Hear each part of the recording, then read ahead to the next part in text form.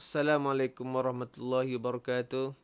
Alhamdulillah wassalatu wassalamu ala Rasulillah wa ala alihi washabihi mawalah. Bertemu lagi kita dalam membicarakan tentang adab-adab pada hari Jumaat yang dipetik dari kitab Imam Ghazali. Sebelum ini kita cerita tentang pada menghadapi atau menyambut pada hari Jumaat, dan kita akan sambung lagi ketika imam telah berkhutbah.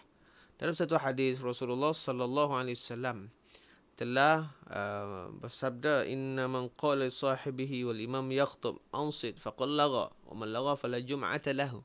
Artinya, siapa yang bercakap dengan kawannya ketika khatib sedang menyampaikan khutbah, dia kata diamlah kamu, maka orang itu telah sia-sia, dan siapa yang sia-sia bermakna dia tidak mendapat pahala Jumaat. Maknanya Imam Ghazali memberitahu kita dilarang untuk berkata-kata ketika imam sedang berkhutbah, kerana dikira sebagai percakapan. Walaupun kita kata diamlah kamu, dalam bahasa Arab ansit.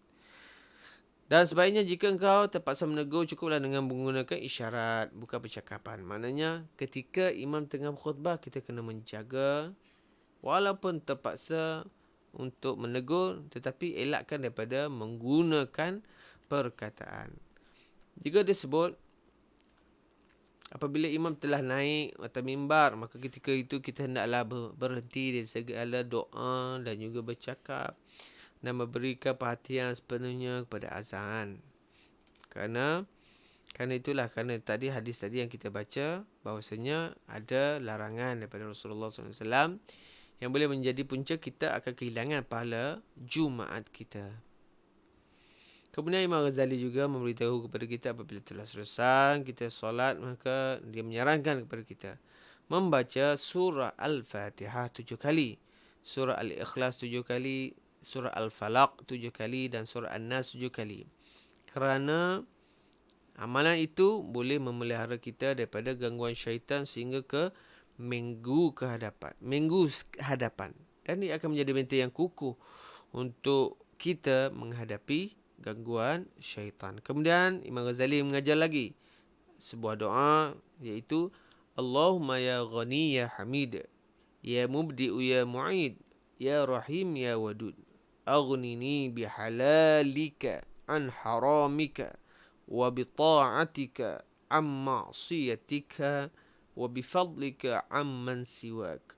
Artinya, Allahumma, ya Allah, ya Ghani, Tuhan yang maha kaya, ya Hamid, yang maha terpuji, ya Mubdi'u, yang maha memulakan, iaitu cipta makhluk, ya Mu'idu, yang maha mengulangkannya, ya Rahim, yang maha pengasih, ya Wadud, yang maha mencintai, aghnini, kayakanlah daku, bihalalika, dengan rezeki halal darimu, an haramika, bukan rezeki yang haram, wa bi ta'atika, dan anugerahkanlah kepadaku ketaatan kepadamu, amma ma'siyatika, bukan kemaksiatan, wa bi fadlika, dan berikanlah kepadaku dengan kelebihanmu, amman siwaka, bukan dengan kelebihan selainmu.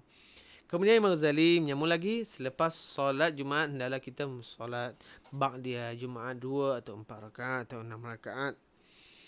Kerana apa? Kerana telah diriwayatkan demikian itu daripada Rasulullah sallallahu alaihi wasallam.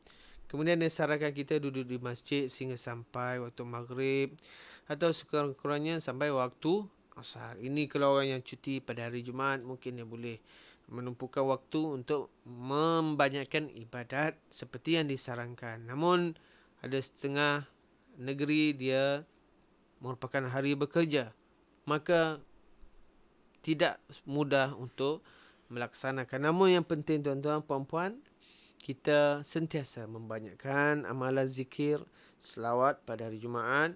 Walaupun mungkin ketika kita sedang bergerak, berjalan, memandu ataupun sedang menghadiri mesyuarat di pejabat kita.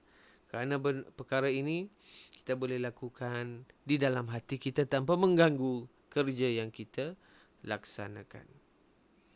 Dan hendaklah, Imam Ghazali kata, engkau pandai menanti saat yang mustajab doa itu pada hari Jumaat yang dirasakan oleh Allah Subhanahu Wa Taala. supaya kita akan dapat waktu yang mustajab doa tersebut, supaya kita akan mendapat kehendak ataupun hajat kita itu dikabulkan oleh Allah Subhanahu wa taala. Selanjutnya Imam Ghazali menyarankan kita menghadiri majlis-majlis ilmu yang menambahkan takut kita kepada Allah Subhanahu wa taala dan mengurangkan gemar kita kepada dunia. Jadi apabila kita membanyakkan majlis ilmu, maka dia akan menambahkan lagi iman kita dan juga ketakwaan kita kepada Allah SWT. Dan Imam Ghazali berpesan supaya kita berlindung dengan Allah dari ilmu yang tidak bermanfaat. Dan hendaklah katanya lagi, kita membanyakkan doa ketika matahari naik dan ketika tergelincir dan ketika tenggelam dan ketika engkau mendengar iqamat dan ketika khatib naik ke atas mimbar dan ketika orang berdiri untuk sembahyang.